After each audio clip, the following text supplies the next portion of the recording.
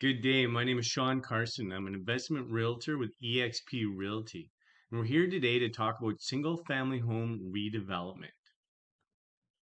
Now, to get started, from a real estate perspective, the greatest honor in real estate investment is to be able to create and add value that contributes to your community as a whole. It can also be the most profitable. Now, to give some insight to where we're at, and you've probably heard in the news over the last couple of years and feeling yourself, is that we're in a housing crisis in Metro Vancouver and throughout the province of BC and throughout the country, Canada, as far as that goes. Now, to solve this problem, all levels of government have decided and realized that we need more supply.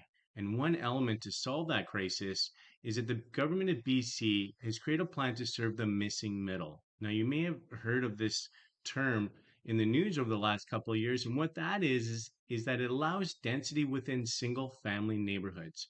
Rather than the high rise, high density towers near SkyTrain stations, they're also allowing single family lots to be able to be redeveloped into 4 or 6 units. And it's this density is the game changer in regards to value and profitability for single family homeowners. So the vision, what we're seeing here, this is actually a live project from our architect in South Granville. You can see the single family detached house here. It also has character merit. And so this is a single family home that's being divided into 5 units. There's 4 units within the house, and there's going to be a separate title laneway. You see in the rear here that we've got more of a modern look and lines. And then as far as a causeway between the two buildings. Now, what I like to look at here is the evolution of the real estate investor.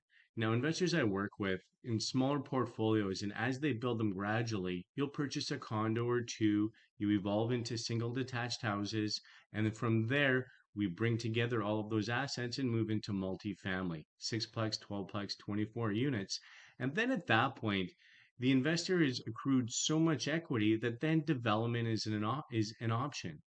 Well, with this new rezoning by the province of BC has now escalated that 25-year process and put that power of redevelopment into the hands of single family homeowners.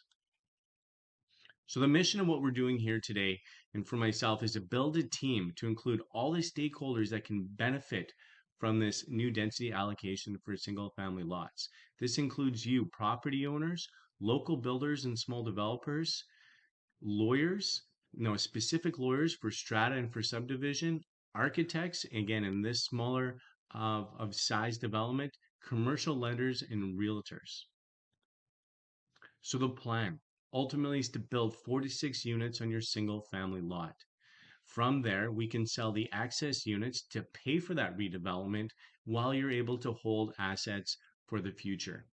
Now, what I'm seeing in a lot of discussions I've had, there's some applicable terms here. One of them is an age in home solution.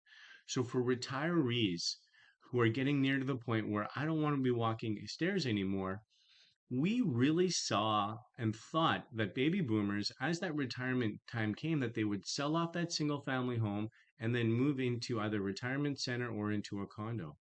That's not happening. We're seeing a lot of people want to stay in their neighborhoods, that they know their neighbors, they have the routines in place. So when it comes to redevelopment, it creates that option to have a live-in home solution. And I'll show you an example in a bit in regards to Garden Suite. Through further discussion, we're also seeing with um, the prices being so out of reach and the unaffordability is where are my kids going to live? Well, this creates an option again to create 4 to 6 units and have dwellings for kids and intergenerational. To make this happen, we have the option to enter general partnerships, limited partnerships, and into a profit sharing option. So the product I was talking about here is, so what we're really looking at creating is going to be duplexes that are all going to be separate titled with a laneway. And so here's an example of a duplex, and you've got the one side and then the opposite side. And when it comes to the garden suite and an age in home solution, what we're proposing is that initially you would live in the top half of the half duplex, so more of like a townhouse layout, couple of stories, and then down below would be a garden suite. And then once that individual is tired of dealing with stairs, you can then move into that 1 or 2 bedroom garden suite below. where you're only navigating a couple or three stairs, or maybe none at all. It really comes down to that design element. Now, what are the steps to make this happen? So your first step is to have a chat with me in regards, I'll do a market viability. So I'm going to look at, once we build, what is that revenue going to look like? And that changes from whatever metropolitan city that you're in. We're going to look at what the building costs are and the expenses to determine what that profitability is. Once it's a viable development, then we take it to the next step, and I'll introduce you to our architect. The architect will look at the property, but more so we'll have discussions with the city just to make sure and confirm that what we're looking at designing is going to give you the green light.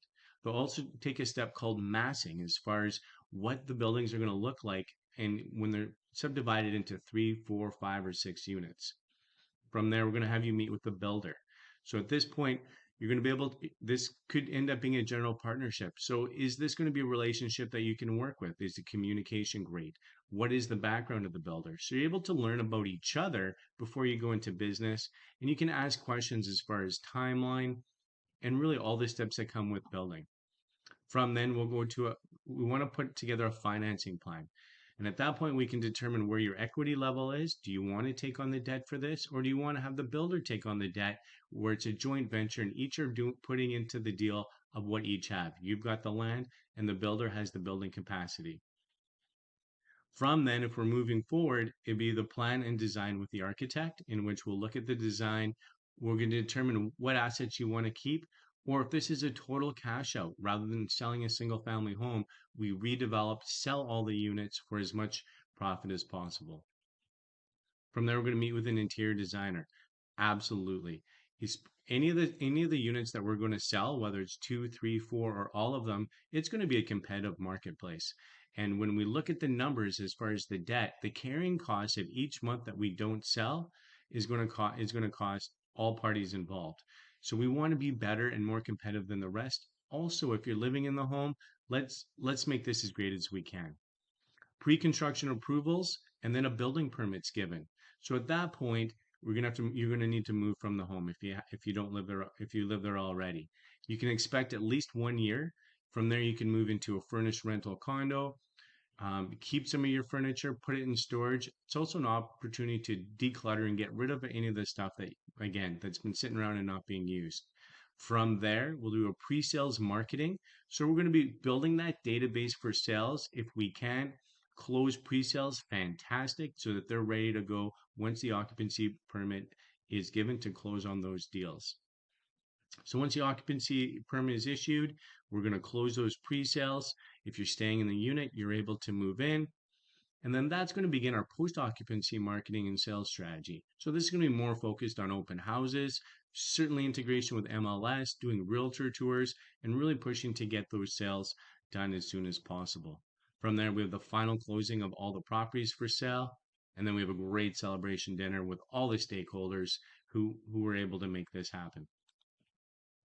So let's talk about a little bit about the strategic network that I've put in place. So our builder and developer is going to be experienced, trusted in all Metro Vancouver areas. And this is where you can create that general partnership and a profit share depending on the financing capacity. Now, in regards to financing, we have a specific professional who has specific products for small development projects like this. So these are all in place, and we're able to consult and see where that happy medium is in regards to your comfort zone as far as debt levels. Architect, again, experienced, vetted, who's worked on smaller projects such as this. Interior designer, landscape architect, feng shui. I've got consultants in place for all of these areas to help make the home more enjoyable and more competitive when it comes to selling time. Now, at the end of the day, to develop and contribute 4 to 6x housings, where we're turning 1 into 4 or 6 living dwellings, you're part of the big solution. That the government of BC laid out this blanket zoning because they want you to develop your home. So if you own a home in Metro Vancouver, you should be redeveloping it. And by taking this on, you're helping to solve the housing crisis. So thank you. To give a quick example, as far as the incentive to make this happen, if you had a single family home worth 1.8 million, this plan convert that into 6 million in sales revenue. And the profit at the end of the day can be in the hundreds of thousands or up to 2 million in profit, depending on the area that you're in. So speaking of that, let's talk about a couple areas and look at some of the results through the pro forma.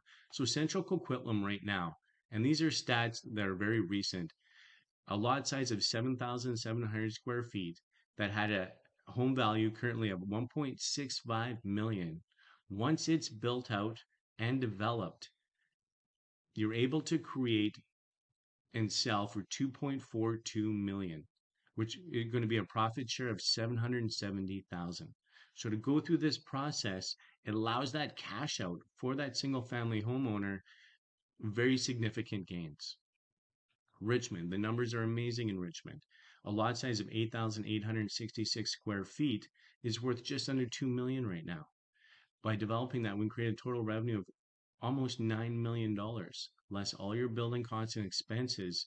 We're going to end up selling at 4.36 million, which is going to be a profit share of 2.39 million extra on top of the 2 million selling price. Westside Vancouver, another great market for this.